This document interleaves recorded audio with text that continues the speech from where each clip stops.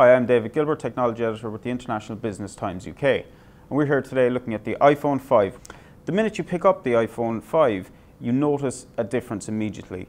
It is 20% lighter than the iPhone 4S. One of the biggest upgrades for the iPhone 5 is, of course, the 4-inch screen. It has a pixel resolution of 640 pixels by 1136. This allows you to display one extra row of apps on the home screen, and for example in the browser you can see a lot more information at once. The 4-inch screen retains the Retina display credentials that the iPhone 4S and iPhone 4 had, and it's a huge improvement again because Apple have managed to reduce one layer of glass from the screen, meaning that touching it, you feel as if you're even closer to the screen and to the pixels than you were before. The processor is faster, there's more RAM, and everything works really quickly.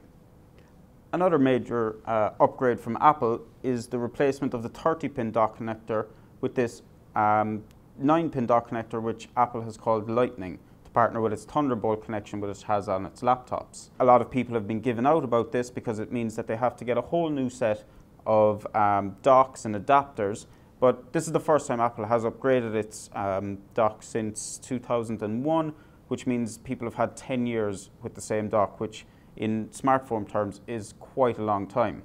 Apple has also decided to put the headphone jack on the bottom instead of on the top and has redesigned its speakers. It's also added extra microphones to help with voice and call quality, which seems to work pretty well. The iPhone 5 really is beautifully designed.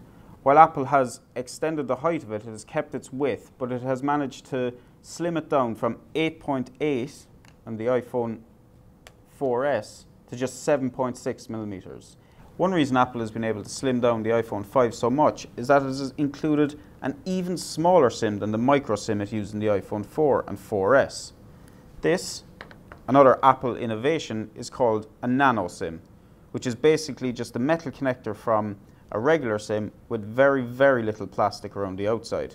Apple is the first phone vendor to implement the nano SIM, but it's probably not going to be the last. It really does feel a lot lighter and a lot smaller in the hand, despite the fact that you've got a bigger screen. Also, the fact that the screen hasn't become any wider, is exactly the same width as the iPhone 4S, means you can use it very easily with one hand, and that's something Apple said they wanted to make sure that they kept, which in our opinion is a very good idea. Though of course we also know there are some disadvantages because Google Maps is gone, and in its place has come Apple's own map solution, which has not come in for very much praise over the past few days. So on the iPhone 5 you don't have a choice of using Google Maps, you have to use the Apple solution. And there's some major problems with it because people have been using iOS 6 for a couple of days and they've already discovered huge problems and huge amounts of information that's missing compared to Google Maps.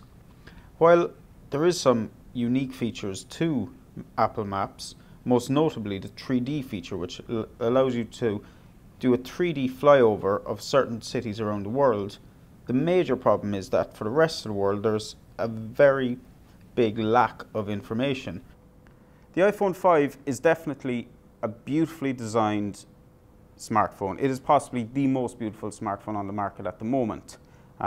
Whether that's enough for people to upgrade from the iPhone 4, we're not sure, but considering the amount of pre-orders, it had 2 million in the first 24 hours and a huge queue seen all around the world, it looks like Apple is onto a winner again. The phone is available now.